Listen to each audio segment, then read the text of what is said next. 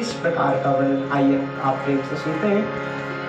संत जो परमात्मा से जुड़े होते हैं, जो बेअंत के संग होते हैं, वो है संत। और लक्षण जिनको देखकर आपका मन शांत हो जाए वो महाराज संत है। जिनको देख के मन विचलित हो जाए वो संतवंत नहीं है। बड़ा तिलक लगा लेना, भगवे कपड़े पहन लेना, कोई समझे संत है, तुम्हारे ये लक्षण है। इनसे कोई ये कह सकता है कि हाँ हो सकता है कोई भगवान का भगत है, लेकिन भगत ही है ये बात हमारा जरूरी नहीं है। तुम वेशभूषा ला सकते हो लेकिन स्वभाव कहां से लाओगे संतों वाला। 4 प्रकार के श्रोताओं का वर्णन। संत में 4 चीजों का दर्शन कभी नहीं होता, दिखावट, मिलावट, बनावट, सजावट। 4 चीजें संत के अंदर आपको नहीं मिले। 4 चीजें हैं तो वो संत नहीं है। दिखावट, मिलावट, बनावट, सजावट। जो संत का स्वभाव है वो सामने ही है, जैसा वो सामने है वैसा वो पीछे है, जैसा वो घर पे है वैसा वो बाहर है। एक रस जीवन संत हमेशा जीते हैं। और संतन के लिए लिखा गया है, ए जी संतन के संग लाग रे। हमारे परम पूज्य प्रातःस्मरणीय संत आईपी सिंह जी महाराज अपने पद में कहते हैं, संतन के संग लाग रे, तेरी अच्छी बनेगी। संतन के संग लाग रे, तेरी अच्छी बनेगी। संतन के संग लाग रे, तेरी अच्छी बनेगी। अच्छी बनेगी तेरी बढ़िया बनेगी। अच्छी बनेगी तेरी बढ़िया बनेगी। संतन के संग लाग रे, तेरी अच्छी बनेगी। संतन के संग लाग रे, तेरी अच्छी बनेगी। संतन के संग लाग रे, तेरी अच्छी बनेगी। संत करते क्या है? कौवा से हमें हंस करेंगे, कौवा से हमें हंस करेंगे। काका से हमें हंस करेंगे, मिट जाएंगे सब जागरे। तेरी अच्छी बनेगी,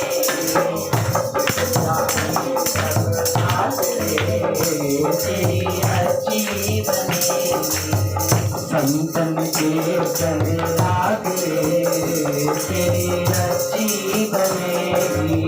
संतन के संग लाग रे, तेरी अच्छी बनेगी। और संतों की महाराज खूबी सुनो, क्या है संतों की खूबी? जगाते हैं संत मुंह दिशा में सो रहे हो भाई तुम। मुंह दिशा में कब से सोया, मुंह दिशा में कब से सोया। मुंह दिशा में कब से सोया, इसमें उसमें अब तक सोया। इसमें उसमें अब तक सोया। वक्त यही है तू जाग रे, वक्त यही है तू जाग रे। तेरी अच्छी बनेगी, वक्त यही है तू जाग रे। तेरी अच्छी बनेगी। संतन के संग लाग रे, तेरी अच्छी बनेगी। संतन के संग लाग रे, तेरी अच्छी बनेगी। और महाराज जब संत और भगवंत से रिश्ता हो जाता है तो वही परमात्मा, वही जगदीश्वर, वही गिरधारी जिनके लिए लिखा गया है कि भगत के वश में है भगवान, और उनसे ऐसी प्रीति लगा देते हैं संत महात्मा कि चाहे जो भी कार्य हो आपके लिए करने के लिए उपस्थित होते हैं। सरकार, अगर आपके मोहल्ले में कोई सभासद हो, उससे कहो कि चलो हमारी थोड़ी सी गाड़ी में धक्का लगवा दो, चलेगा? चलने वाला है? नहीं है।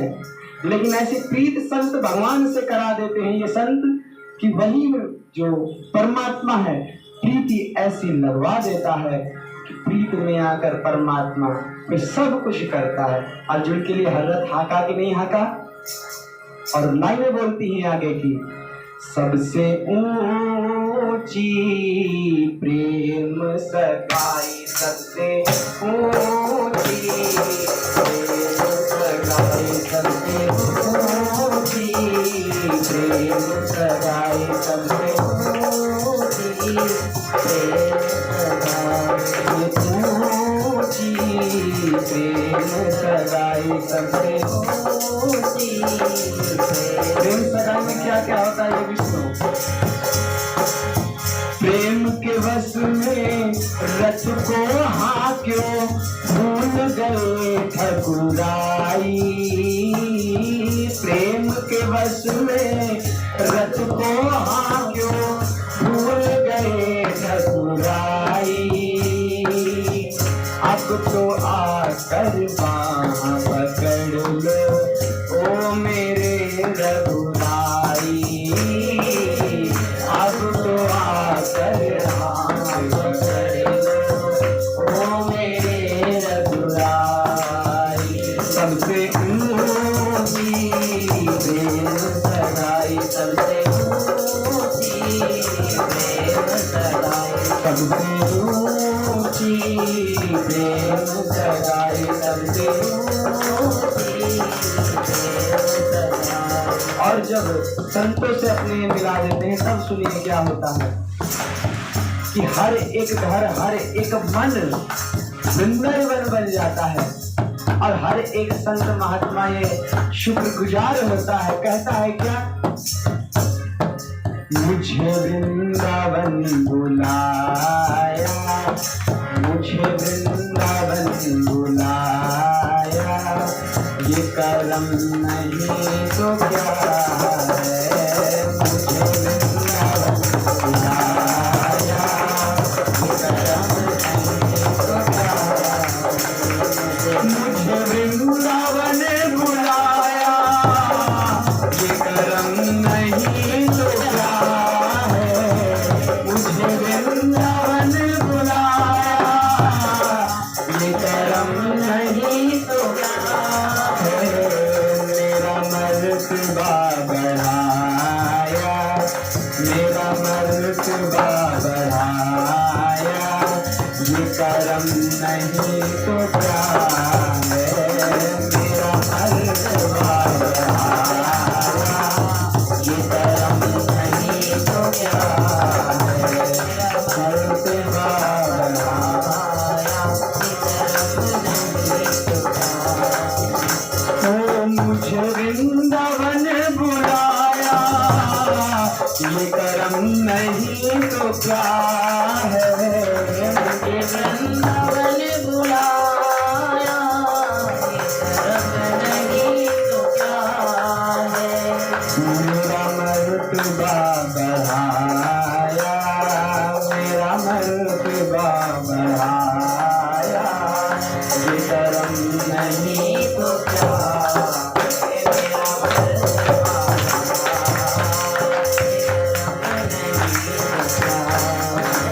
ऐसी परमात्मा की व्यंगात्मय मूर्ति श्रीमद् भागवत का हम आप का स्वागत कर रहे हैं। वो श्री वृंदावन बिहारी लाल की जय, जय जय श्री राम।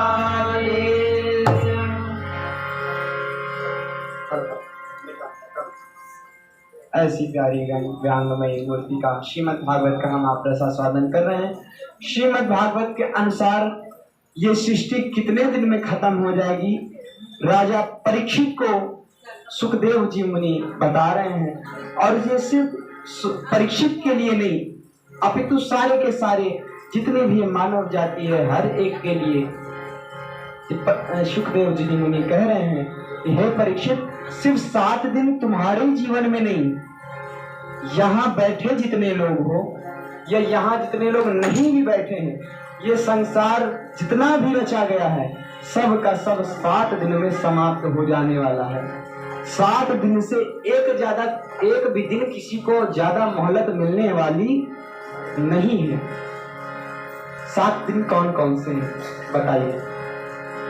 वो 7 दिन हैं सोमवार, मंगलवार, बुधवार, बृहस्पतिवार, शुक्रवार, शनिवार, इतवार। कितने दिन हो गए?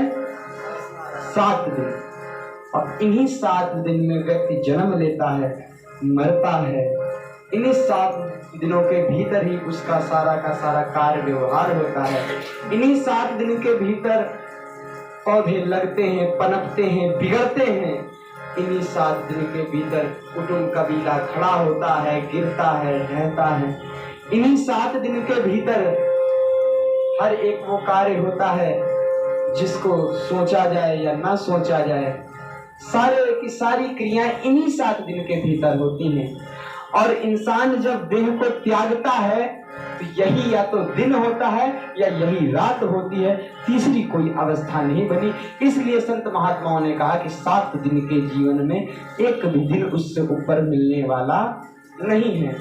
लेकिन आज का इंसान कहाँ सीखने वाला महाराज? भगवान 5 संकेत देते हैं कि समझ जाओ, भक्ति शुरू कर लो, नहीं बड़ा पछताना पड़ेगा। लेकिन हम लोग महाराज उनसे भी बड़े कलाकार हैं, खूब एकदम चकाचक। परमात्मा को इंसान अपने काल को भी धोखा देने में पीछे हटने वाला नहीं है। भगवान श्री कृष्ण जी गीता में बोलते हैं, गजेंद्र मोक्ष के प्रसंग में ये संकेत दिया जाता है कि जीवन काल में परमात्मा 5 घंटियां बजाते हैं। कौन कौन सी 5 घंटियां महाराज? सबसे पहले जब काल पैरों जब पकड़ता है ना, तो सबसे पहले पैरों को जगाड़ता है। संकेत पहला मिल गया, पहली घंटी बज गई कि देखो तुम्हारे लिए अब भी समय है, संभल जाओ, अन्यथा बात बनने वाली नहीं है। लेकिन हम लोग महाराज कौन सा टैबलेट खाते हैं? ऑर्थो का है, कौन सा है? खूब एकदम पैर पहले से अच्छे कर लिए, हाँ, खूब कैल्शियम की गोली खा खा के एकदम पैर, एक पहली घंटी को नजरअंदाज कर दिया। परमात्मा दूसरी घंटी बजाते हैं। दूसरी घंटी क्या बजाते हैं? ये जो 32 है ना, 32 के 32 गिरा देते हैं। अब समय है, संभल जाओ, परमात्मा का नाम ले लो। लेकिन हम महाराज कहाँ सुधरने वाले? डाइंटिस्ट के पास जाते हैं और सोने चांदी हीरे मोती के दांत लगवा के चले आते हैं। दूसरा भी धोखा दे दिया। तीसरा संकेत परमात्मा करते हैं कि ये जो सर के बाल हैं सब के सब सफेद।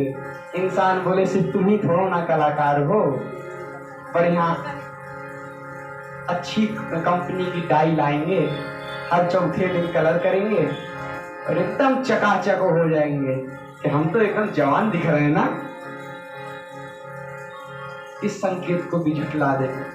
चौथा परमात्मा संकेत देते हैं कि जो ये आंखें ताका झांकी इतनी ज्यादा कर रही हैं, अगर ये शायद बुराई नहीं देखे तो संतों का संग हो जाए। लेकिन नहीं महाराज, हम तब भी नहीं मानने वाले।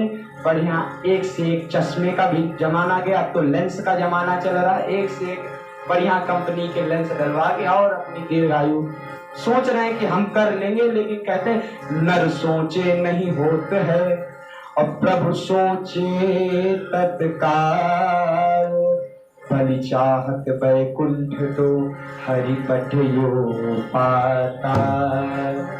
इंसान के सोचने वाले महाराज कोई बात नहीं है।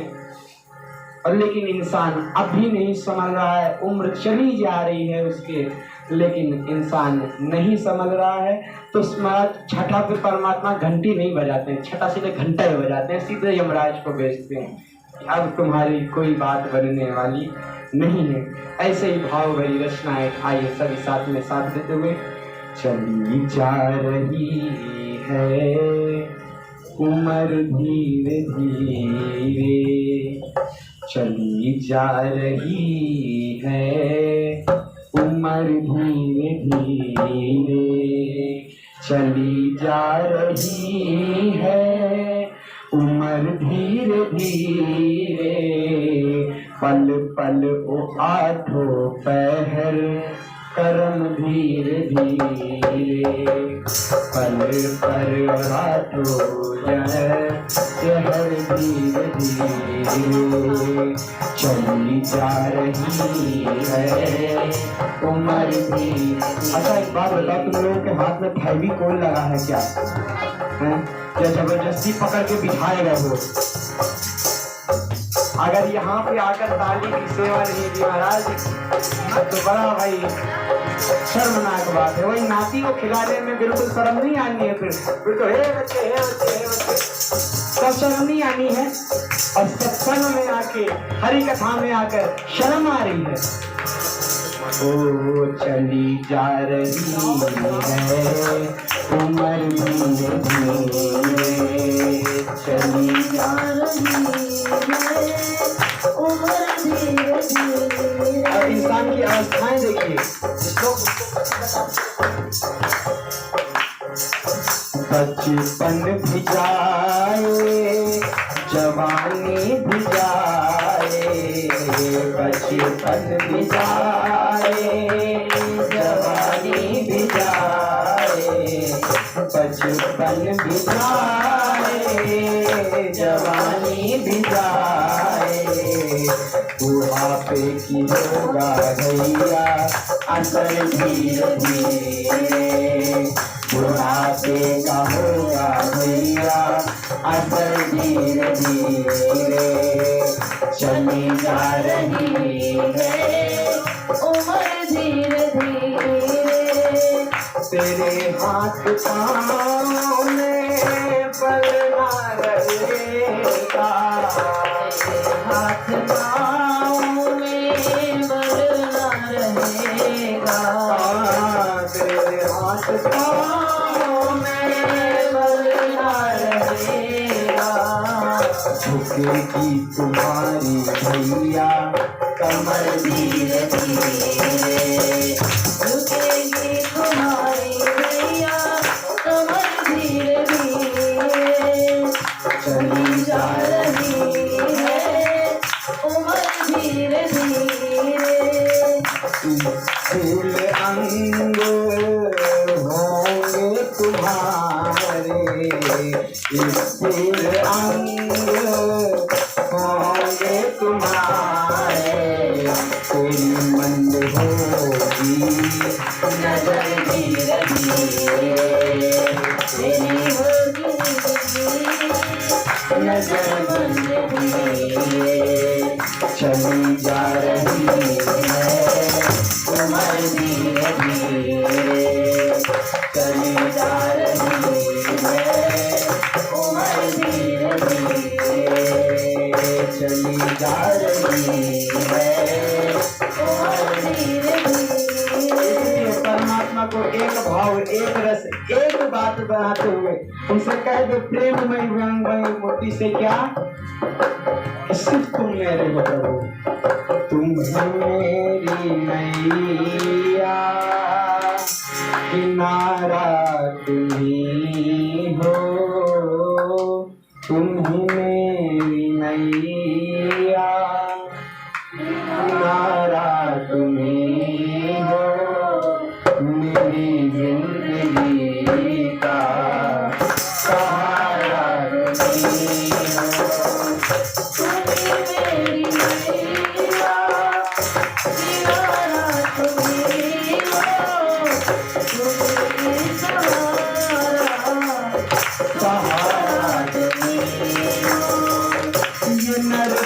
का चोला बनाया है तुमने, नर्तन का चोला बनाया है तुमने, सभी रंग ढंग से सजाया है तुमने, सभी रंग ढंग से सजाया है तुमने, तुम्ही मेरी नजरे नजारा तुम्ही हो, तुम्ही मेरी नजरे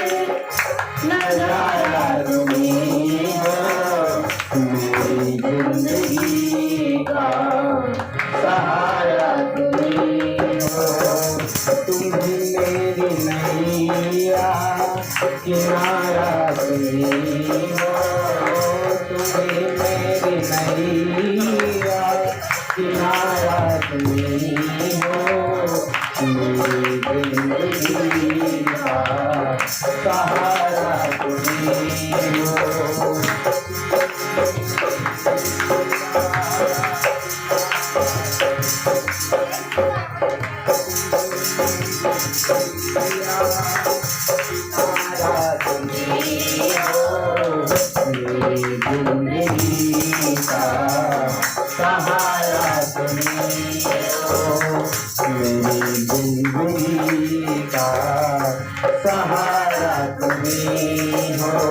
और प्रभु से एक बात कहना है क्या? हम राम जी के राम जी हमारे हैं, हम राम जी के राम जी हमारे हैं, हम राम जी के राम जी हमारे हैं, हम राम जी के राम जी हमारे हैं, हम राम जी के राम जी हमारे हैं, हम राम जी के राम जी हमारे। सबके तालियां सुर में। कनिका और दीप को तारे हैं, कनिका और दीप को तारे हैं, जो अधमन को दीवारे हैं, जो अधमन को दीवारे हैं, जो लाखों पापियों को तारे हैं, हम उनकी शरण पधारे हैं, हम उनकी शरण पधारे हैं, हम राम जी के राम जी हमारे हैं, हम राम जी के हम राम जी के राम जी हमारे हैं, हम राम जी के राम जी हमारे हैं, हम राम जी के राम जी हमारे हैं, हम राम जी के राम जी हम राम जी के राम जी हमारे हैं, हम राम जी के राम जी हमारे हैं, हम राम जी के राम जी हमारे। बोल राजा रामचंद्र भगवान की जय, बोल श्री राधा रानी सरकार की जय, बोल भगत और भगवान की जय। ऐसी सुंदर व्यांगमय मूर्ति परमात्मा श्री करुणावतार से यही प्रार्थना, ये याचना की, जो भी जिस प्रकार से ध्यान किसी का भी बनाए है, जो जिस प्रकार से आपको पाना चाह रहा है, उस प्रकार से आपको प्राप्त करे, कि वही वो चौपाइयां भी जाकी रही भावना जैसी, प्रभु मूरति तीन देखी तैसी। आइए साथ में कुछ चौपाइयाँ मानस की भी गुनगुनाते हैं, क्योंकि चाहे जो भी प्रोग्राम हो, चाहे जो भी वक्ता बोल रहा हो, जब तक मानस इतना पावन और सरल ग्रंथ है कि जब तक 2, 4, 5 चौपाइयाँ अगर वक्ता उसकी गुनगुना नहीं लेता, उसके कलेजे को हमारा ठंडक नहीं पड़ती है। ऐसा सरल व्यांगमय परमात्मा का एक रूप स्वरूप है पुराण। आइए साथ में हाँ, परमात्मा किस प्रकार से आज अवतरण ले रहे हैं, क्यों ले रहे हैं, आइए इसी चौपाई से उठाते हुए। जब जब होई धर्म कल्याणी, जब जब होई धर्म कल्याणी, जब जब होई धर्म कल्याणी, पालय असुर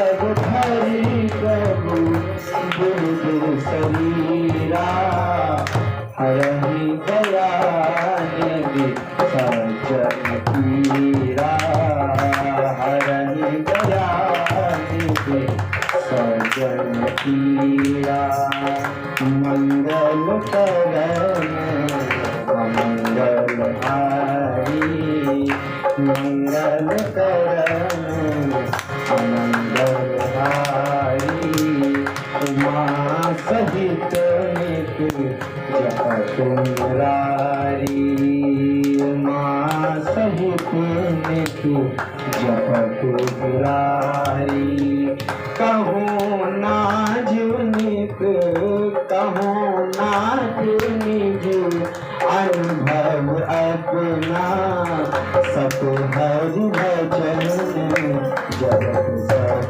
सपना सत हरि भजन जगत सब सपना सत हरि भजन जगत सब सपना। आइए श्री राम संकीर्तन में साथ में हाँ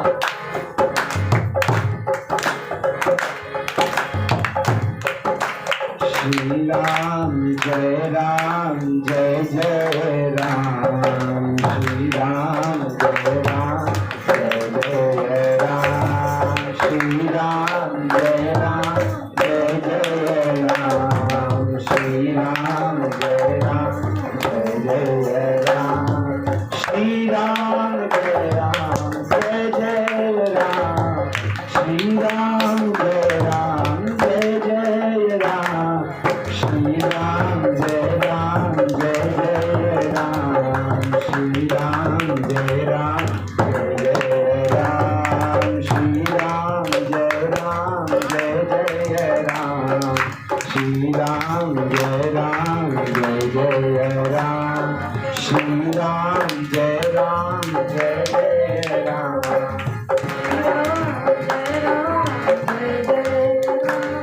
श्री राम जय जय राम श्री राम जय जय राम श्री राम जय जय राम श्री राम जय जय राम श्री राम श्री राम जय जय राम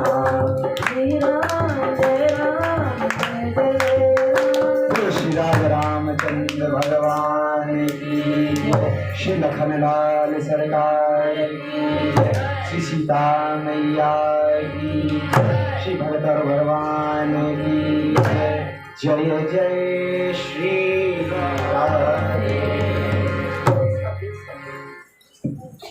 आइए हम सभी अब जिन उत्सव के कारण हम आप यहाँ इस प्रकार से इस इतने सुशोभित ढंग से बैठे हुए हैं, आइए उन उत्सव की ओर हम आप चलते हैं।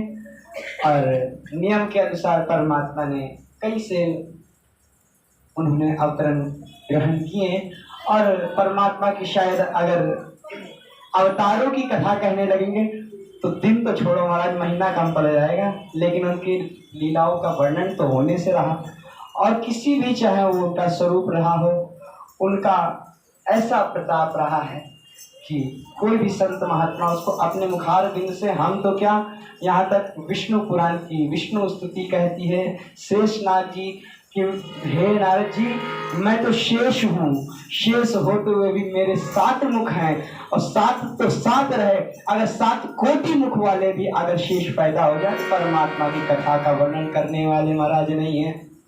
ऐसी परमात्मा की अद्भुत सुंदर व्यांगमय प्रतिमूर्ति के कुछ अवतारों का हम आप उल्लेख करते हैं जो बहुत प्रचलित, जिनको लगभग हर कोई जानता है। वो दो हैं, राम और कृष्ण। आइए दोनों का हम आप कथा श्रवणपान करते हैं। ये जो राम जी का सर्वप्रथम द्वापर के अनुसार जैसा जो युग पहले आया, आइए हम आप उन्हीं के अनुसार ये कथा का आरंभ करते हैं। कथा के अनुसार महाराज दशरथ जी को महाराज कभी कोई संतान का कोई योग नहीं था। वाल्मीकि रामायण और उत्तर रामायण 100 करोड़ रामायण इस पूरे ब्रह्मांड में मौजूद हैं। प्रश्न बहुत से आते हैं, लेकिन हर प्रश्न के उत्तर हर एक ग्रंथ में मौजूद है।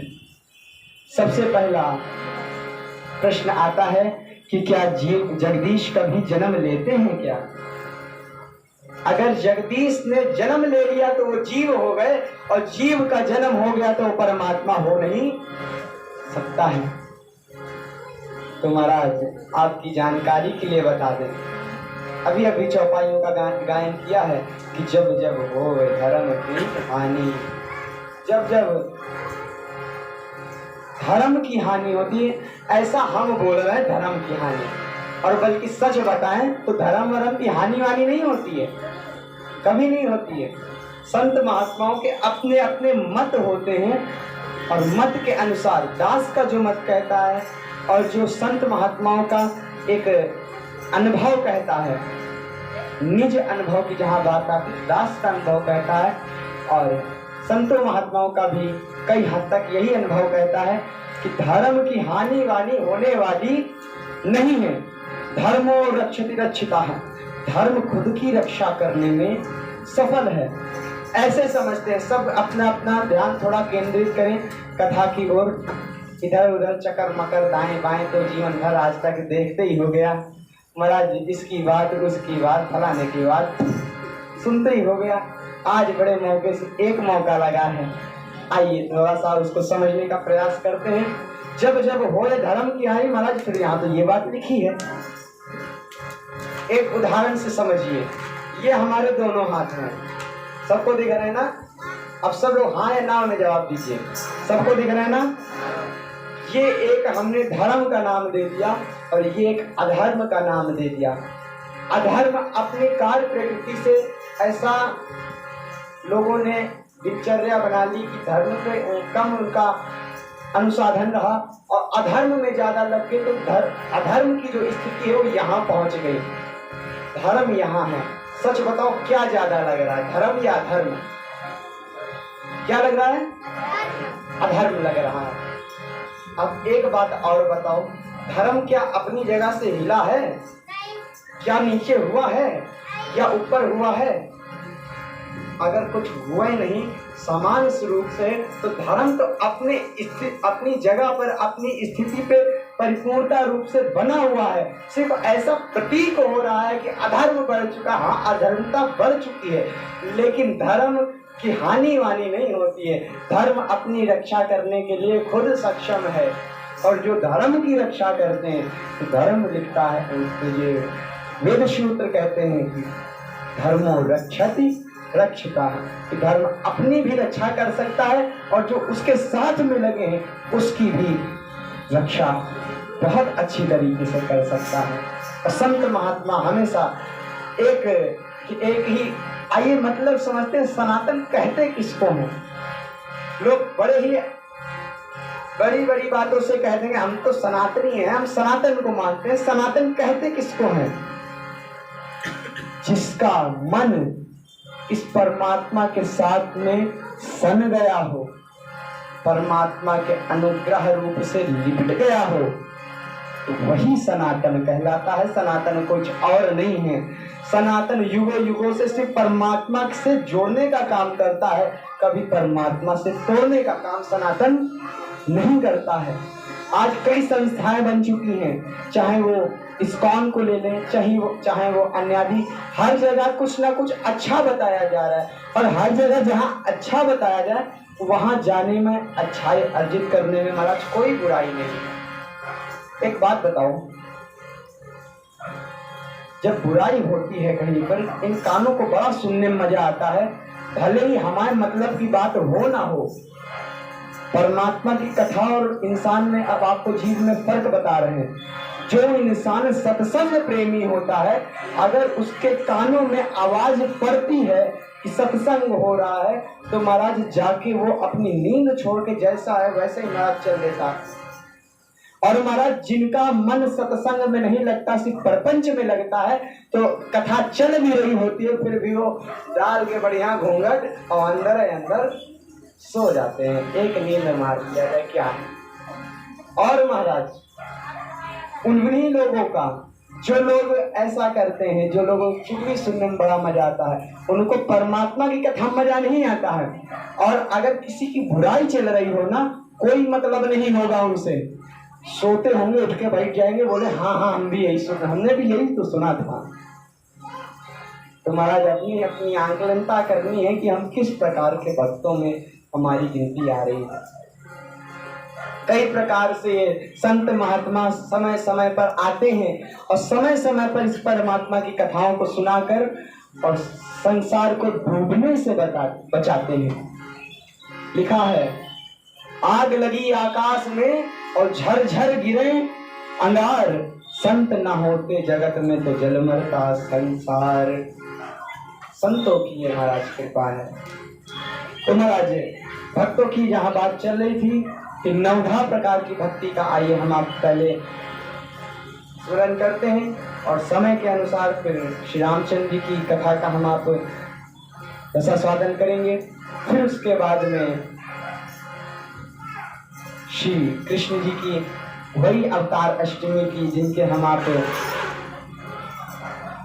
लिए बैठे हुए हैं कि वो उनका आनंद लेना, उनका हर प्रकार से, ये कथा से अच्छा सुख तो जीवन में कहीं पे मिलने वाला नहीं, क्योंकि परमात्मा की जितनी भी कथा सुनते जाओ मन उतना ही पवित्र होता हुआ, चित्त उतना ही पवित्र होता हुआ चला जाता है।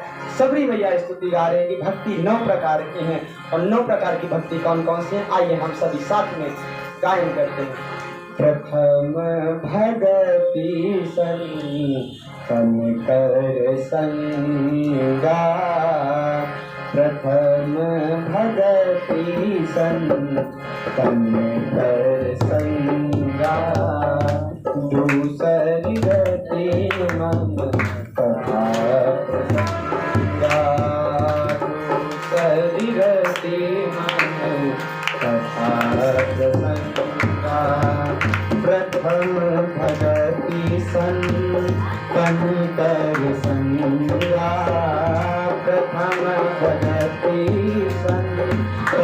कर संगा, दूसरी गति मन कथा प्रसंगा, गुरुपद पंकज सेवा, तीसरी भगति अमान, चौथी भगति मन गुण गण, करहु कपट गज ज्ञान, मन के जाप मन दृढ़ विश्वासा, पंचम भजन सुरेश प्रकाशा, छठम शील विरति बहु करुणा, निरति निरंतर सजन धर्मा, सातव संमोहि जग देखा, मोते अधिक संत कर लेखा, आठव जथा लाभ संतोषा, सपने नहीं देखे परितोषा, नरम सरल सब सन शन हीना, मम भरोस ही हरस नदीना, नवम सरल सब सन छन हीना, मम भरोस ही हरस नदीना, मम भरोस ही हरस नदीना, मम भरोस हरस नदीना। वो श्री रावती हरलाल की, रामचंद्र भगवान की। 9 प्रकार की महाराज इन प्रकार से भक्ति का वर्णन है। अब सबसे पहले भक्ति में कोई भक्ति कही गई है तो प्रथम भगति संतन कर संगा, सबसे पहली भक्ति है कि संतों का संग करें, और दूसरी रति मम कथा प्रसंगा, जो संत महात्माओं द्वारा कहे जा रहे उनकी ज्ञानमयी कथा है उसको श्रवण करना, उसका रसास्वादन करना संतों के कहे अनुसार ये दूसरी भक्ति कहलाती है। गुरु पद पंकज सेवा तीसरी भगति अमान। तीसरी भक्ति क्या है कि जो गुरुदेव कह रहे हैं और गुरुदेव की चरणों की पूजा, दोनों तीसरी भक्ति में आती है। लेकिन यहाँ एक बात समझिएगा, मानस की दूसरे पेज की चौपाई में ही बात आती है, बंदो रघुबर राम रघुबर बंदो गुरुपद परम परागा और सुरिच सुबास सरस अनु। एक बात यहाँ समझिएगा, सिर्फ यहाँ गुरु जी के चरणों से आप मत जुड़े रह जाइएगा। यहाँ एक शब्द के कई अर्थ हैं। क्या अर्थ है महाराज? गुरु पद पंकज सेवा तीसरी भगति अमान। गुरु के सिर्फ चरणों को, अब आप एक बात बताइए, गुरु के चरणों को हम खूब रगड़ के पी रहे हैं और गुरु की हम एक ना माने, बात बन जाएगी क्या? किसी की भी बात बन जाएगी क्या? महाराज जो गुरु के मुख रूपी कमल पे, चरण रूपी कमल पे जो ये मुख रूपी रज निकल रही है, इसको अपने जीवन में धारण जब कर लोगे तब बात आती है कि आज घर घर में, जग में और हर जगह वृंदावन में ये उड़ रही धूल, धूल मोहे प्यारी लगे। वृंदावन में उड़ रही धूल, धूल मोहे प्यारी लगे। वृंदावन में उड़ रही धूल, धूल मोहे प्यारी लगे। वृंदावन में उड़ रही धूल, धूल मोहे प्यारी लगे। उड़ उड़ धूल मेरे नैनों में आई, उड़ उड़ धूल में। वही गुरु की जो ज्ञान रूपी रज, वही जो कह रहे हैं उनकी बातों से ज्ञान चक्षु खुलते हैं। उड़ उड़ धूल मेरे नैनों में आई, उड़ उड़ धूल मेरे नैनों में आई। मैंने दर्शन किए भरपूर, धूल मोहे प्यारी लगे। मैंने दर्शन किए भरपूर, धूल मोहे प्यारी लगे। और हर घर में ये उड़ रही धूल, धूल मोहे प्यारी लगे। हर घर में ये उड़ रही धूल, धूल मोहे प्यारी लगे। उड़ उड़ धूल मेरे मुख में है आई, उड़ उड़ धूल मेरे मुख में है आई। और आज ये संत महात्मा बोल रहे हैं, मैंने भजन किए भरपूर, धूल मोहे प्यारी लगे। मैंने भजन किए भरपूर, प्यारी लगे। और घर घर उड़ रही धूल, धूल मोहे प्यारी लगे। उड़ उड़ धूल मेरे पैरों में आई, उड़ उड़ धूल मेरे पैरों में आई। उड़ उड़ धूल मेरे पैरों में आई। मैंने सत्संग किया भरपूर, धूल मोहे प्यारी लगे। मैंने सत्संग किया भरपूर, धूल मोहे प्यारी लगे। घर घर में उड़ रही धूल, धूल मोहे प्यारी लगे। घर घर में ये उड़ रही धूल, धूल मोहे प्यारी लगी। घर घर में ये उड़ रही धूल, धूल मोहे प्यारी लगी। ऐसी धूल महाराज ये संत महात्माओं के चरणों से, ये मुख से निकल के इनके आपके दिल तक, हृदय तक, मन तक, शरीर तक, तन तक, घर घर तक ये सतगुरु कृपा से पहुंचती है। और संत वचनों पे विश्वास आ जाए, जो वो कह रहे हैं उस पे बाल बराबर भी हमको आपको किसी प्रकार से संशय ना हो, तो महाराज ये तीसरी भक्ति कहलाती है। चौथी भगति मम गुण गना करहु कपट तज ज्ञान। महाराज बड़ा मुश्किल क्यों है? इस भक्ति में हर एक भक्ति तो मुश्किल है, लेकिन ये चौथी भक्ति है ना, सबसे मुश्किल है कि गुरु जी के पास ही नहीं, अभी तो जिसके पास भी बैठे चतुराई का दमन करके बैठे, और वही चतुराई का महाराज आज दमन हो नहीं पा रहा है, तो व्यक्ति फेल होता चला जा रहा है। जीवन में चतुराई कूट कूट के भर चुकी है। कैसी चतुराई? एक बार एक गुरु जी थे और एक शिष्य। गुरु महाराज तो गुरु जी ही थे, लेकिन शिष्य कलयुगी थे। इतने चतुर शिष्य कि गुरु जी ने देखते ही समझ लिया कि आज गुरु नहीं, आज उनको चेला नहीं मिले हैं, आज उनको गुरु ही मिले हैं। मतलब कि हम इनको समझाएंगे, कुछ ये हम ही को समझा देंगे। आज गुरु बेचारे फंस गए। गुरु बोलने लगे कि एक काम करो, ये जो बाहर देखो बारिश है ना, पता कराओ जाके। दो शिष्य उन्होंने बनाए, पता करके आओ जाके कि बाहर बारिश हो रही है या बंद हो गई है। महाराज जो गुरु जी थे उन्होंने तो आदेश दे दिया, लेकिन शिष्य जैसे बताया, आज के चतुर शिष्य महाराज बोलने लगे कि गुरु जी एक काम करूं, आपके बगल में एक गाय बंधी है, थोड़ी देर पहले ही अभी यहाँ अंदर देखो प्रवेश कर रही है, इसको ऐसे ऐसे हाथ फेर के देख लो, अगर सूखी है तो समझ जाओ बंद हो चुकी है, और गीली है तो समझ जाओ कि चल रही है। महाराज जी गुरु जी बोले कि अच्छा कोई नहीं। अगला दिन होता है, महाराज जाओ, वही गुरु जी हैं जिन्होंने कल कहा था कि भैया जाके बारिश चेक कर लो। आज बोलते हैं शिष्य एक काम करो, बाहर जाकर हमारा कुछ सामान रह गया है और उसको ले आओ जाके।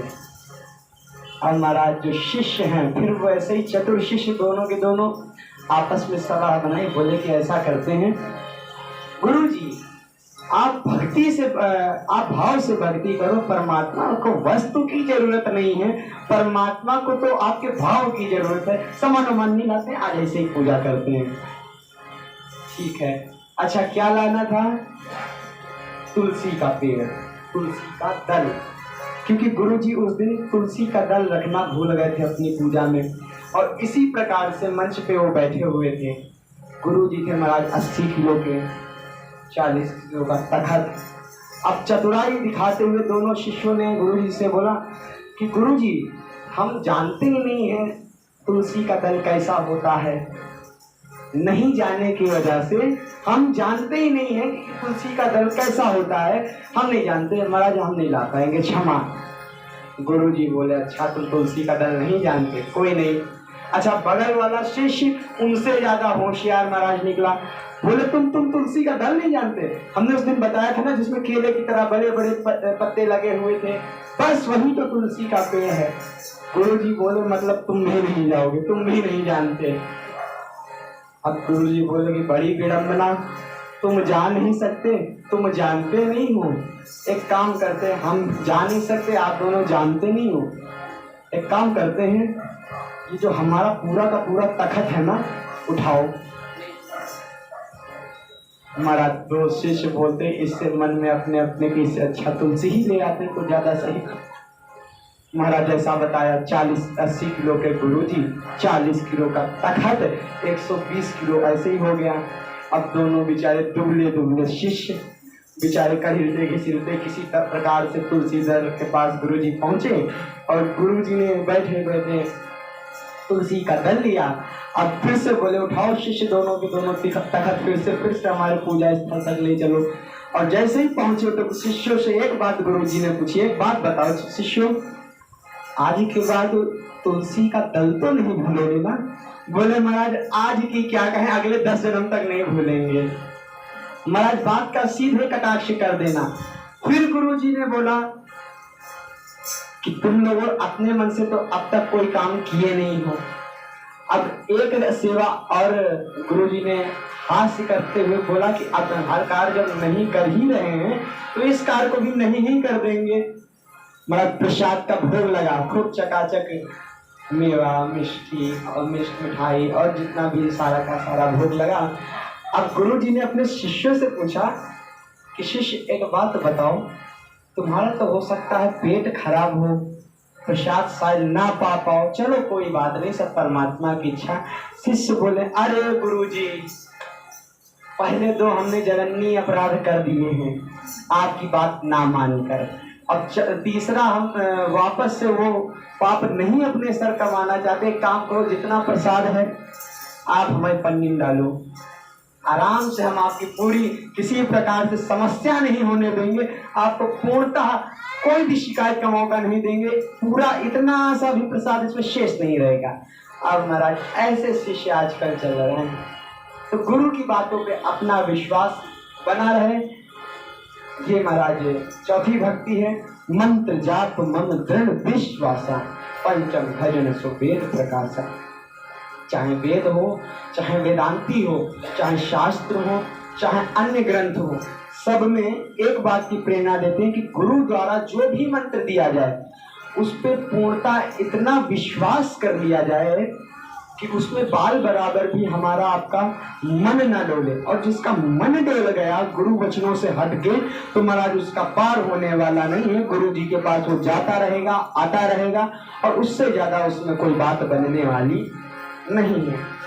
छठ दम सील विरति बहु कर्मा, निरत निरंतर सज्जन धर्मा। स्थिति चाहे जैसी भी प्रकट हो जाए, व्यक्ति को कभी भी अपने स्वभाव का त्याग नहीं करना चाहिए। संत को कभी भी अपने स्वभाव का त्याग नहीं करना चाहिए। भगत को अपने भी कभी भी स्वभाव का त्याग नहीं करना चाहिए। ये हमारी आपकी छठी भक्ति है, सातव सब मोहे मैं जग देखा, और मोते अधिक संत कर लेखा। कि एक हम तो हमारा निमित्त है, और हमसे अधिक प्रकांड विद्वान, एक से एक वक्ता, एक से एक प्रवक्ता पड़े हुए हैं, और कितने आके कह के चले गए। लेकिन बात वही है कि गंगा तो बह रही है, लेकिन भरना हमको आपको अपनी अपनी गगरिया है। बस गंगा के पास जाके और हाथ हिला चले आए तो उसका कोई अर्थ निकलने वाला नहीं है।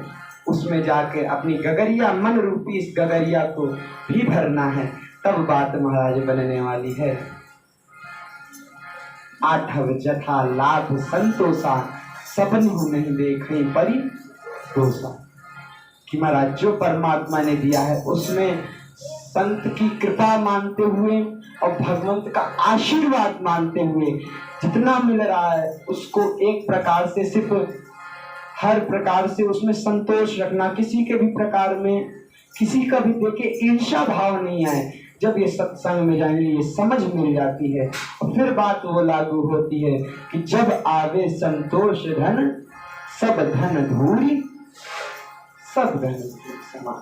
वो संतोष का धन आने से एक कितनी बड़ी, जब हर एक उसे ईर्ष्या भाव मिट जाएगा तब बात वो लागू होती। संत कृपा से, संत इशारे से, सिया राम मैं सब जग जानी, सिया राम मैं सब जग जानी, करहूँ प्रणाम जोरी जुग पाही, करहूँ प्रणाम जोरी जुग पाही। मंगल करहूँ अमंगल हारी, मंगल करहूँ अमंगल हारी। प्रभु सुदशरथ अजर बिहारी, प्रभु सुदशरथ अजर बिहारी, प्रभु सुदशरथ अजर बिहारी। ऐसा भाव रखते हुए आठव जथा लाभ संतोषा, और सपने नहीं देखे पर दोषा। नवम सरल सब सन छन सिद्ध हर लीना, और मम भरोस ही हरस ना दीना। नवम सरल सब सन छन हीना, नवम सरल सब सन छन हीना, मन परुष ही हरस नवीना, मन परुष ही हरस नवीना, मन परुष ही हरस नवीना, मन परुष ही हरस नवीना। महाराज नवम भक्ति क्या है कि नवम सरल सब छन सन हीना और मम भरोस ही हरस ना। सरलता जब तक महाराज नहीं बनेगी, चाहे जितनी पूजा भक्ति कर ली जाए, चाहे जितना कर्म कांड कर लिया जाए, चाहे जितने ज्ञानी मुनि योगीश्वर बन लो, महाराज किसी प्रकार से परमात्मा भक्ति आपकी नहीं स्वीकार करने वाले, ये गारंटी हम व्यासपीठ से देते। परमात्मा अपनी व्यांगमयी चौपाइयों में व्यास जी लिखते हैं, गोस्वामी तुलसीदास जी महाराज जी, निर्मल मन जन सो मोहि पावा, निर्मल मन जन सो मोहि पावा, मोहे कपट छल शीघ्र न भावा, मोहे कपट छल शीघ्र न भावा, मन वचन कर कर्म से छोड़ो चतुराई, मन वचन कर्म छोड़ो चतुराई, भजत कृपा करी रघुराई, भजत कृपा करी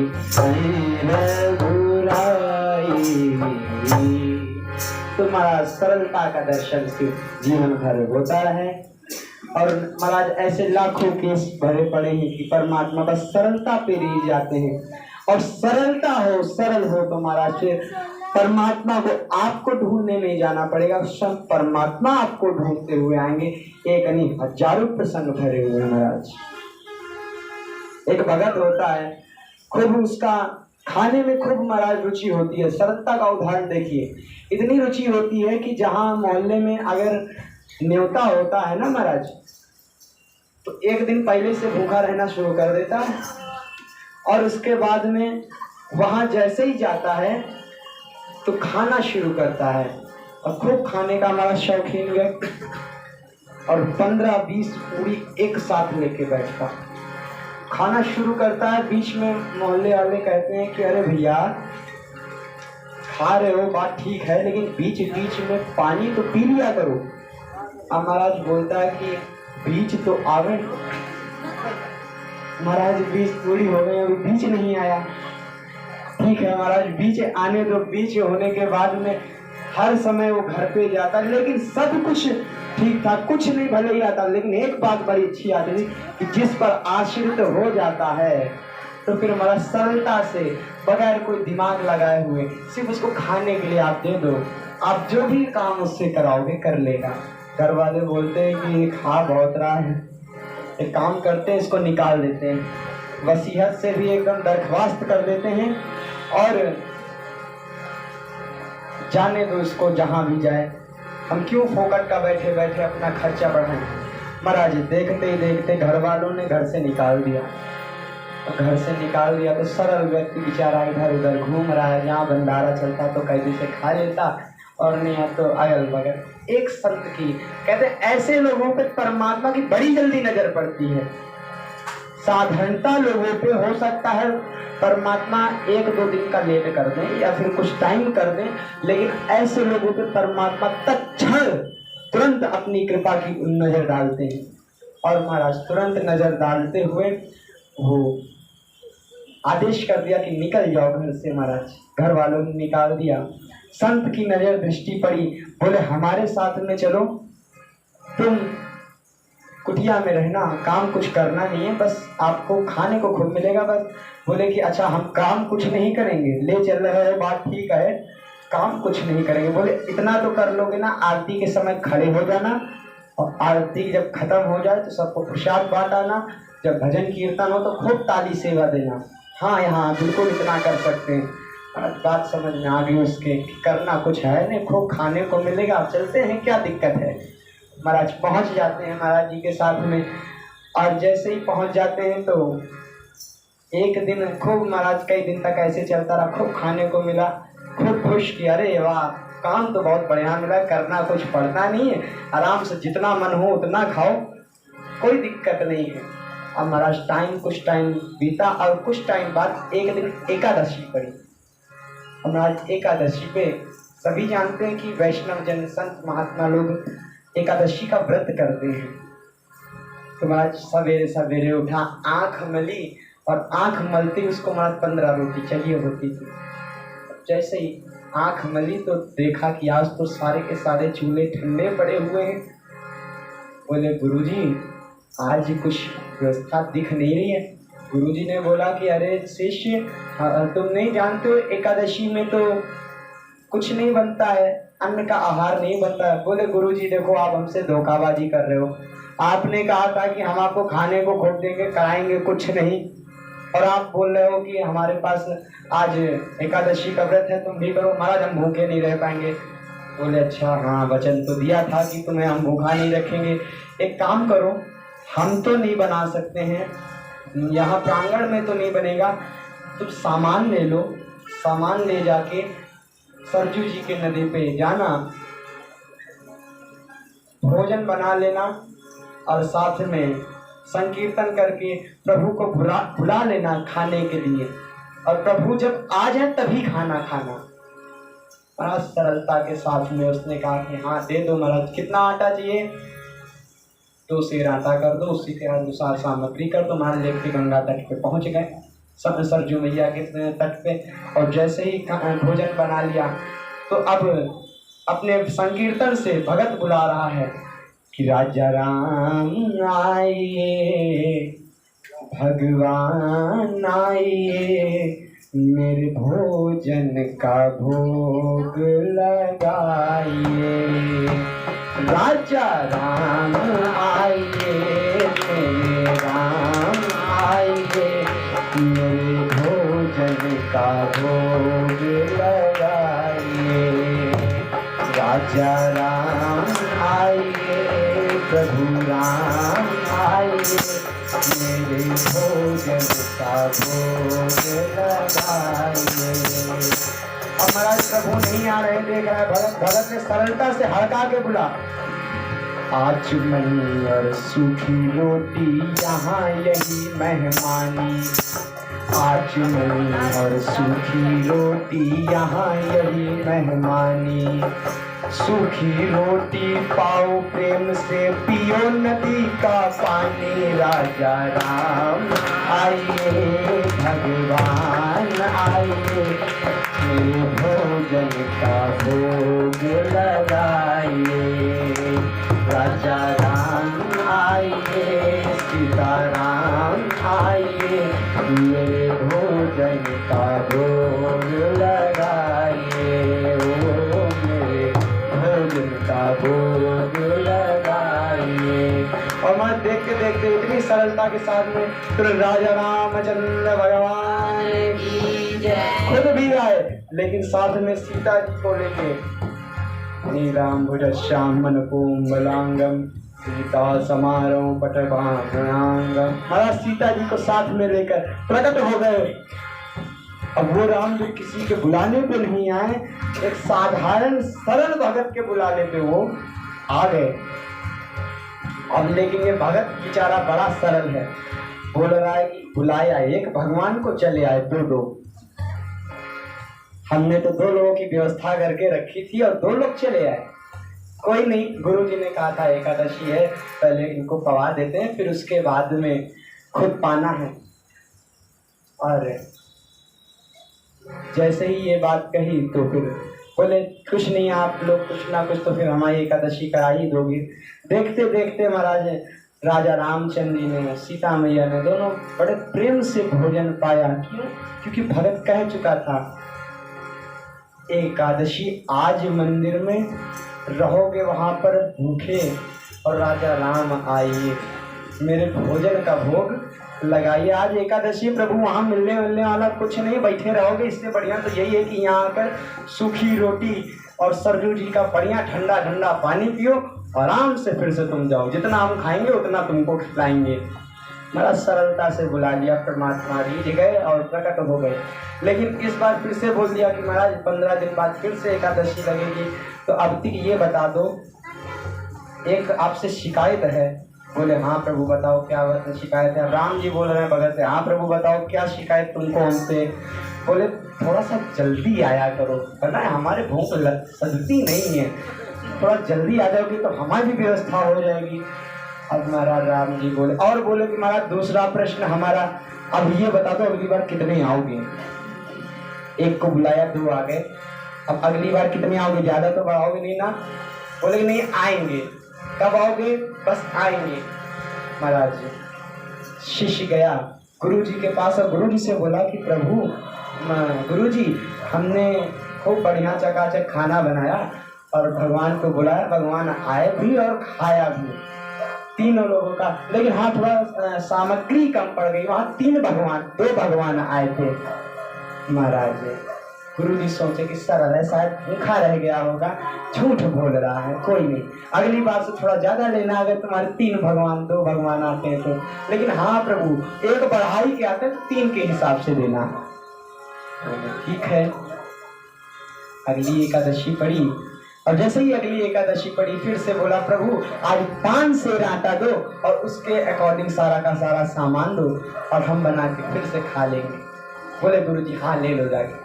महाराज लेके जाते हैं और फिर से सरजू जी पे सब बना के, इस बार तो सिर्फ एक भगवान का गुणगान किया था, राजा राम आइए, प्रभु राम आइए, मेरे भोजन का भोग लगाए। अब लेकिन जान गया कि सीता माता भी आती, तो अब गा रहे हैं सीताराम आइए, राजा राम आइए, मेरे भोजन का भोग लगाइए, राजा राम आइए, सीताराम आइए, मेरे भोजन का भोग लगाइए, राजा राम आइए, सीताराम आइए, मेरे भोजन का भोग लगाइए। आचमनी और सूखी रोटी यहाँ यही मेहमान। हर बार बात वही रखता है, कभी उसने ये नहीं बोला कि आज पनीर बनाया, कभी ये नहीं बोला कि आज हमने दाल बनाया, हमेशा एक ही बात बोलता, शायद नहीं आए तो हमारे ही काम हो जाए, हमेशा एक ही बात बोलता है। आचमनी और सूखी रोटी यहाँ यही मेहमानी, आचमनी और सूखी रोटी यहाँ यही मेहमानी, सूखी रोटी खाओ प्रेम से, पियो नदी का पानी, राजा राम सीताराम आइए, मेरे भोजन का भोग लगाइए, राजा राम आइए, सीताराम आइए, मेरे भोजन का भोग लगाइए, मेरे भोजन का भोग लगाइए। फिर प्रकट हो बोले राजा रामचंद्र भगवान की, श्री लखनलाल सरकार की, श्री सीता मैया की। महाराज अकेले नहीं है, अभी तक तो सिर्फ 2 लोग आते थे, साथ में अब लखनलाल भी आ गए। और कौन आया? लाल देह लाली लसे धन लाल रंगू, वज्रदेव दानव दल जय जय जय कपीशूर। बोलो हनुमान जी महाराज की। महाराज चारों के चारों प्रकट हो गए। अब मैं फिर से इसका चेहरा उतर गया कि आज थोड़ी व्यवस्था अच्छी मिली थी, आज उन्होंने हमको खूब सारा सामान दिया था, बढ़िया बढ़िया आइटम दिए थे, आलू की सब्जी बोला था बना लेना, खीर बना लेना और इतना अच्छा भोजन। और एक को बुलाया 2 आ गए, 2 को बुलाया 4 आ गए। कि भगवान की तो संख्या बढ़ती चली जा रही है, लेकिन प्रेम से बुलाता है, क्योंकि वो प्रेम विवश प्रभु सगुन है होई, वही परमपिता परमात्मा निरंकार। निरंकार का शब्द क्या होता है? ये सिंधी शब्द है। सिंधी शब्द में निरंकार कहते हैं और गुरुवाणी में उल्लेख इसका निरंकार अंक का बिंदी लग जाती है। और सनातन संस्कृति के जितने भी आप ग्रंथ उठा लें तो सब में निरंकार नहीं लिखा है, निराकार लिखा है। क्योंकि परमात्मा एक चीज से सिर्फ रीच कर आ जाते हैं, आगु नहीं सगु नहीं, नहीं कछु भेदा। सभी साथ में, आगु नहीं सगु नहीं, नहीं कछु भेदा। आगु नहीं सगु नहीं, नहीं कछु भेदा। गावहि वेद पुराण विशेषा, गावहि वेद पुराण विशेषा।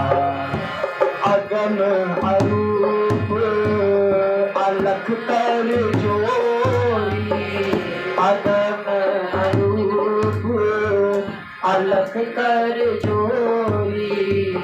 प्रेम भगत प्रभु सगुन होई, प्रेम भगत प्रभु सगुन होई।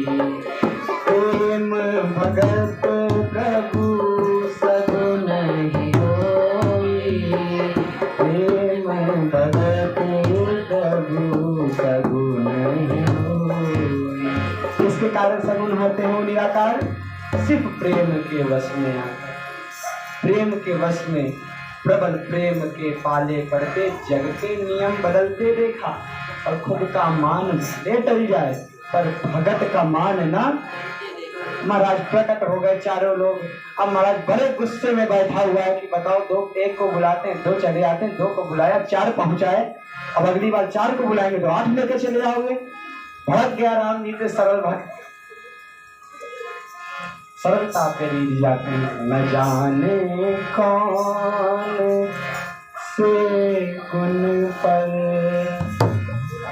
दया रीझ जाते हैं।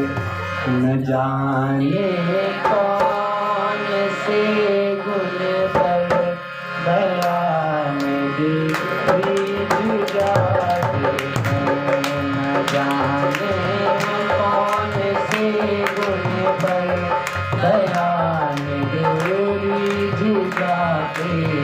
और तब कब रीझे? ना रोए वेदनाओं पर पिता के वन गमन पर। कभी भी राम जी अश्रुधारा नहीं दी है। आज सीरियल में दिखा देते हैं लोग विलाप करे जा रहे हैं। मृत्यु की खबर सुनी है, इतना तकलीफ नहीं पाया। वहां गए नहीं, जा नहीं सकते थे क्या पिता को देने के लिए? न रोए त्रिलोकपति जग के है अपने पिता की वेदनाओं पर। वो अपने पिता की गाँव पर। और वही राम जी उठा कर के निज गोद में, किसको? जटायु को। उठा कर गुरु, उठा कर गोद में निज पे करुण आंसू बहाते हैं। उठा कर गोद से निज में वो करुण आंसू बहाते हैं। जाने कौन से गुण पर दया रीझ जाते हैं, दया रीझ जाते हैं। और राम जी के बुलावे पे अभी अगला जो प्रसंग चलेगा राम जी के ही उस पे चलेगा। राम जी की ही पहला जन्म उत्सव का लीला दर्शन हम आप राम जी का ही करने वाले हैं। आइए उन्हीं के लिए आगे भजन गाते हैं। सजा दो घर को गुलशन का, सजा दो घर को गुलशन का, अवध में राम आए हैं। सजा दो घर को गुलशन का, अवध में राम, अवध में राम आए हैं। मेरे सरकार आए हैं, अवध में राम आए, मेरे सरकार आए हैं, मेरे सरकार आए हैं। सजा दो घर को गुलशन का, सजा दो घर को गुलशन का, अवध में राम आए हैं। सजा दो घर को गुलशन का, अवध में राम आए हैं, मेरे सरकार आए। बोल रामचंद्र भगवान की जय। महाराज ऐसे प्रकट भय आठों चारों के चार। अब भगत बोलता है इस बार एक भी बढ़े ना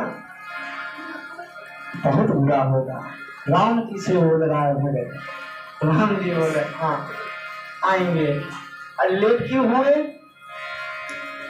अरे महाराज रास्ते में कुछ काम आ गया। अच्छा अच्छा अगली बार से लेट नहीं होना। हाँ नहीं होंगे महाराज। 4 लोगों का खाना फिर कराया उन्होंने, फिर से उस दिन आधे पेट रह गए। अब महाराज जाके बोला अपने गुरु से, गुरुजी आपके भगवान की तादाद बढ़ती जा रही है, एक काम करो 12 सेर आटा दे दिया करो। 12 सेर समझते हैं कितना होता है? 12 सेर आटा दे दिया करो, उसी के अनुसार सामग्री दे दिया करो, फिर हम जाएंगे।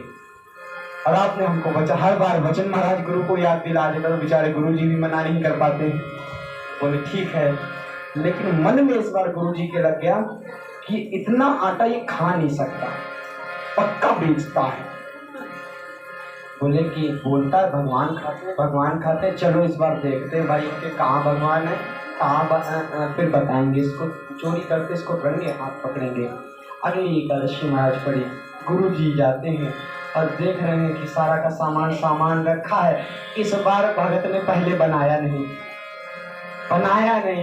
बोले कि हमको जब मिलने कुछ नहीं होता है तो काहे की मेहनत करें। और आवाहन करना शुरू कर दिया क्या कि राजा राम आइए, सीताराम आइए, और लक्ष्मण लाल आइए, मेरे भोजन का भोग लगाइए, मेरे भोजन का भोग लगाइए।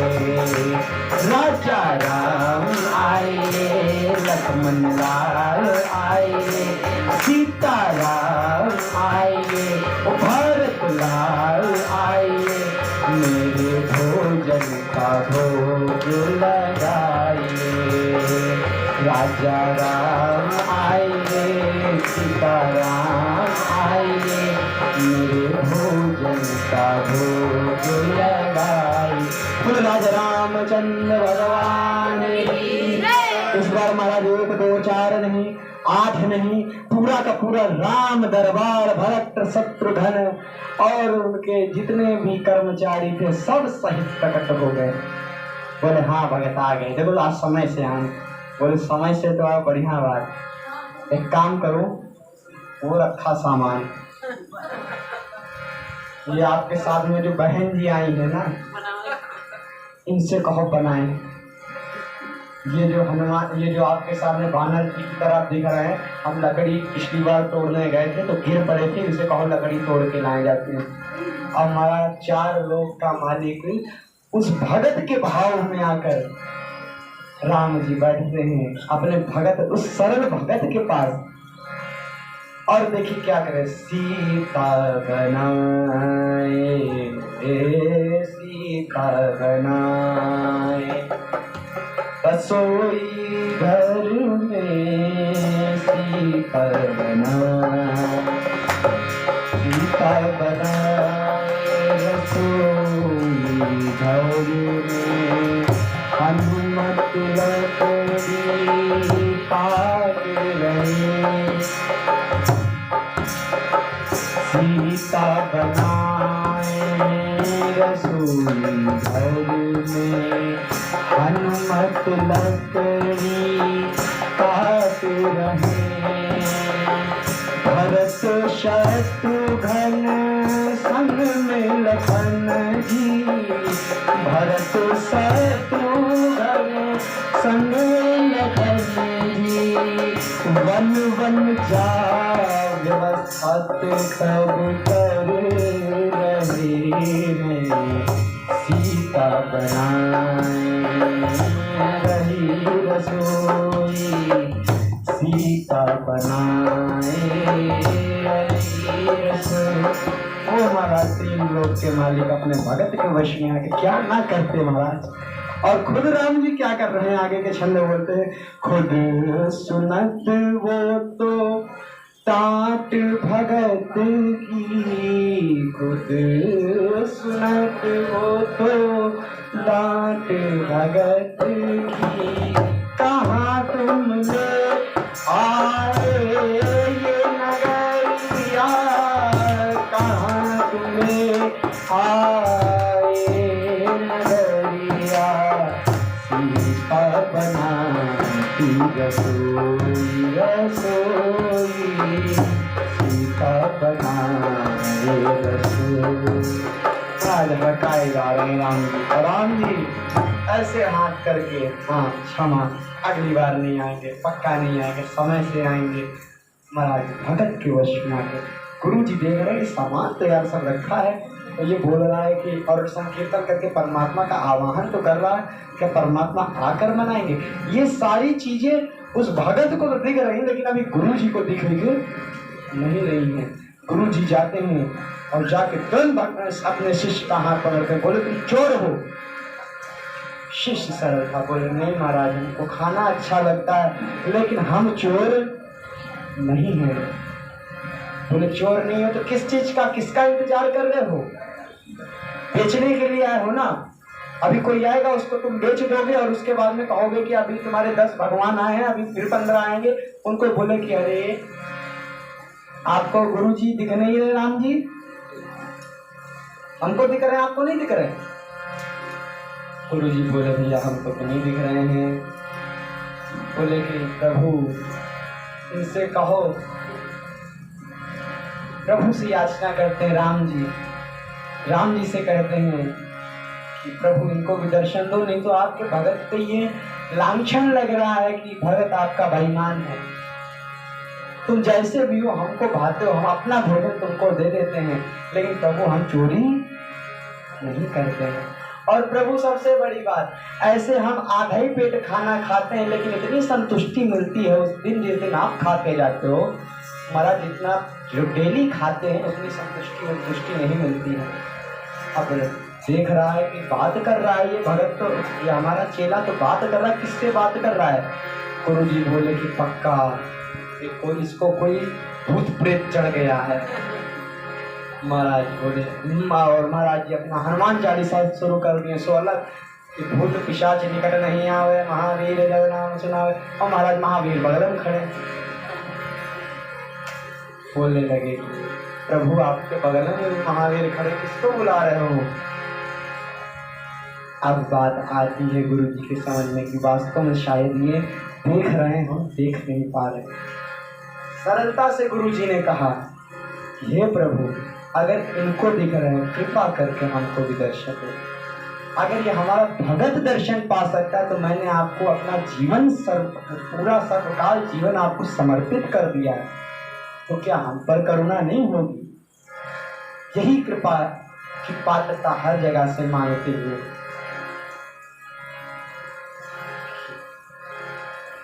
लाडली लीजे सुध हमारी राधा रानी तू श्यामा प्यारी। और सिर्फ कृपा की नजर मांगनी है। राधे राधे राधे राधे। सभी साथ में संकीर्तन। श्यामा श्यामा श्यामा श्यामा राधे राधे राधे राधे श्यामा श्यामा श्यामा श्यामा।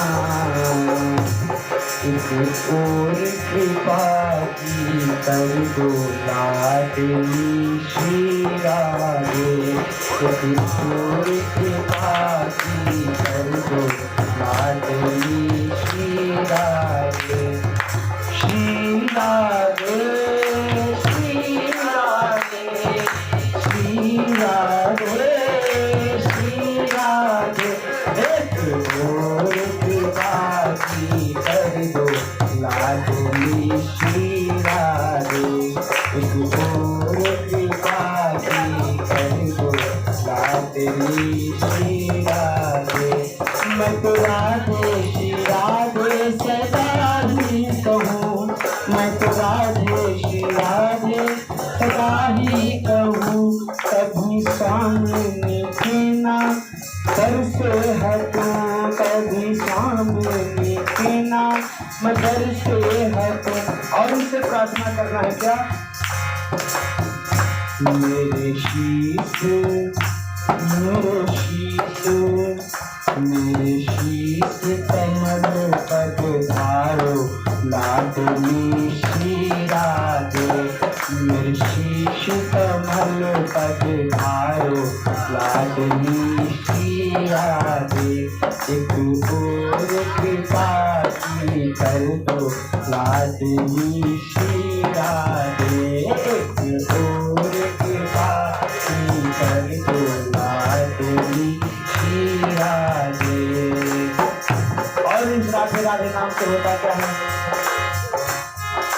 राधे राधे जपो चले आएंगे बिहारी। राधे राधे जपो चले आएंगे बिहारी। आएंगे बिहारी चले आएंगे बिहारी। आएंगे बिहारी चले आएंगे बिहारी। राधे राधे राधे राधे राधे राधे राधे राधे जपो चले आएंगे बिहारी। राधे राधे राधे राधे आएंगे बिहारी। आएंगे बिहारी चले आएंगे बिहारी। आएंगे बिहारी चले आएंगे बिहारी। राधे राधे राधे चले आएंगे बिहारी। राधे राधे राधे चले आएंगे बिहारी। और प्रार्थना करना है क्या कि हर एक दिल को आप अपना बरसाना और वृंदावन बना लो, कभी रूठना नहीं। तुम रूठोगे कर मोहन हम तुम्हें मना लेंगे। तुम रूठोगे कर मोहन हम तुम्हें मना लेंगे। आँखों में असर होगा और दिल में बसा लेंगे। आँखों में असर होगा दिल में बसा लेंगे। और ये कहते हैं कि हमें वृंदावन प्यारा है, और ये कहते हैं हमें बरसाना प्यारा है। तुम कहते हो मोहन वृंदावन प्यारा है। तुम कहते हो मोहन वृंदावन प्यारा है। एक बार तो आ जाओ वृंदावन बना लेंगे। एक बार जो आ जाओ वृंदावन बना लेंगे। तुम रूठे रहो मोहन, हम तुम्हें मना लेंगे। तुम कहती हो राधे बरसाना यूं प्यारा है। तुम कहती हो श्यामा बरसाना प्यारा है। एक नजर मिला लो तुम बरसाना बना लेंगे।